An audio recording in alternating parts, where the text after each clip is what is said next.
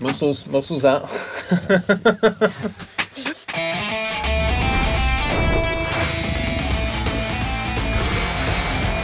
The making of Astrobots. So this is a brand new video today, and it's about bosses, particularly because bosses are cool. Bosses is something that is very important in action games. They are the moments, in fact, they're a motivation for playing the game to some extent. So do you realize I suppose the responsibility that it was to look after one of the most important elements of the game? Well, I realized it was a big responsibility, but I mean, in a game, there's a lot of points that you have to get spot on if you want a good game.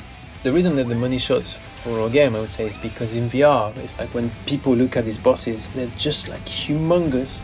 And it's interesting because when you look at the trailer, they're big, but they're just like any other game. But when you're in VR, it's like, oh my god. You know, you kind of get like this kind of palpitation, you know? Totally. I remember Ian making a boss, and the prototype was great. And we all said, it could be bigger. It could be bigger. Exactly. Each boss try to use a different gadget. Some of the boss has the same gadget inside, but the use is always different.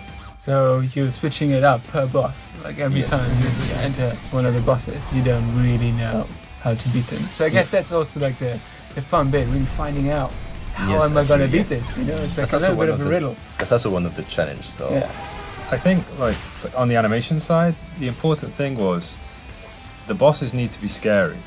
We also wanted to create that other side to their personality that's kind of weak, right? So you'll see it in the gorilla boss. As soon as you pull the teeth, you get that real human feeling of the boss kind of in pain, but in a comical way. There's this kind of intimidating, like, strong, scary side, but also there's another human side underneath, which for the player is, I think, a lot more enjoyable than just something that's scary. Because of the humor and the reactions, you have an empathy for that. Exactly.